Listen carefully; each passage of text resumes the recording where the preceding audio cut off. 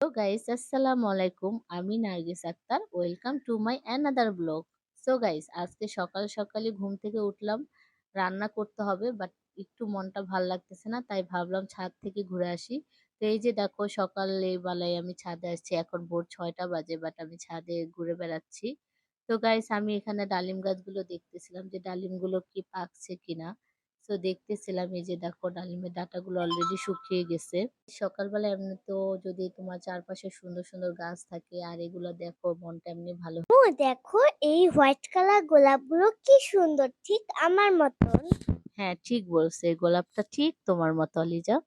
So হ্যাঁ। Guys, তোমরা তো ভালো করেই জানো যে ফুল সৌন্দর্যের প্রতীক।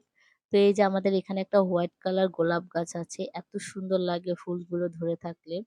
এখানে আছে ফুল, দেখো সকালবেলা এরকম সাদা সাদা ফুল দেখলে মনটা আসলে ফ্রেশ হয়ে যায়। তো খুবই ভালো লাগতেছিল, ছাদে উঠে মনটা যে খারাপ ছিল সেটাও ভালো হয়ে গেল এই ফুল দেখে। আসলে ফুল হোয়াইট কালার ফুল আমার অনেক পছন্দ, কারণ কেন জানি না, হোয়াইট কালারটাই আমার অনেক ফেভারিট কালার। সো গাইস, এই যে আমি ঘুরে ঘুরে দেখতেছি, তো রান্নার সময় হয়ে গেছে, তো আমি চলে আসলাম রুমে, কারণ আমাদের এখানে গ্যাসে অনেক প্রবলেম, তাই তাড়াতাড়ি রান্না করতে হয়। তো আমি আগেই সব রেডি করে রেখে গেছিলাম যে আমি কি রান্না করবো আজকে। তো এখানে আমি দেখো পেঁয়াজ তেলটাকে ভেজে নিচ্ছি সাথে কাঁচামরিচ দিয়ে, কারণ আজকে আমি খাসির কলিজা, খাসির মাথা এবং খাসির ব্যবসা এগুলো একসাথে মিক্স করে আজকে আলু দিয়ে রান্না করব।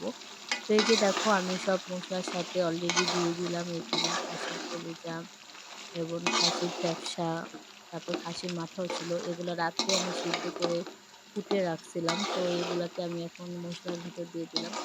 আর গাইস, এখানে আমি কি কি মসলা দিছি এটা শর্ট করতে আমি ভুলে গেছিলাম। তো এখানে আমি সব ধরনের মসলা দিয়ে দিছি, যে এগুলা রান্না করতে যা যা লাগে সবই দিছি। তোমরা সবাই জানো যে এগুলা রান্না করতে কি কি মসলা লাগে। তো সব মসলার ভিতরে আমি জাস্ট কষানোর জন্য দিয়ে দিলাম ব্যবসাটা, করে আমি কষিয়ে নিচ্ছি।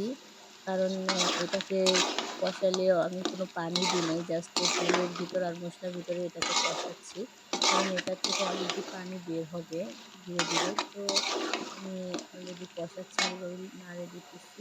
কলিজা আমি ফার্স্ট টাইম রান্না করতেছি, কারণ আমি খাসির কলিজা কখনো রান্না করি নাই। খাসির ফ্যাপসা কলিজা। তো এগুলো রান্না করতেছি আজকে, আর সকালে ভাবতেছি রুটি বানাবো। তো গরম গরম রুটি দিয়ে এটা টেস্টটা খুবই ভালো হবে। তো এই যে রান্না করছি, দেখো আমার অলরেডি কষানো হয়ে গেছে। দেখো কালারটা কত সুন্দর আসছে।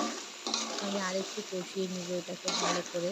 যেহেতু নতুন আলু দিয়ে আমি কষাচ্ছি, আলুর ভিতরে একটু পানি থাকে এখনকার আলুতে, তো আমি এজন্য পানি দিইনি।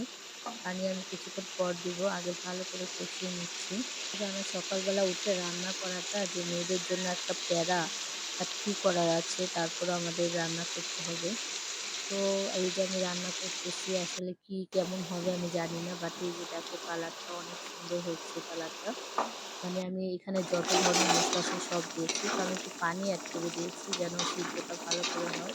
তো এই যে পানি দিয়ে আমি ভালো করে নেড়ে দিচ্ছি। পরিমাণটা আমি কম দিয়েছি গাইস, কারণ আমি যেহেতু মানে কোনো ঝোল রাখবো না, জাস্ট একটু মাখা মাখা রাখবো। এজন্য পানির পরিমাণটা কম দিয়ে আমি এটাকে ভালো করে নেড়ে দিচ্ছি। যেন পানির সাথে মসলাটা ভালো করে মিক্স হয়ে যায় এবং আলু এগুলো সব মিক্স হয়ে যায়। তো এই যে দেখো ভালো করে নেড়ে দিচ্ছি। কিছুক্ষণ নেড়ে আমি এটাকে রেখে দিব ঢেকে। কারণ পানিটাকে শুকানোর জন্য। তো গাইস, ফাইনালি আমার খাসির কলিজা ভুনা হয়ে গেছে।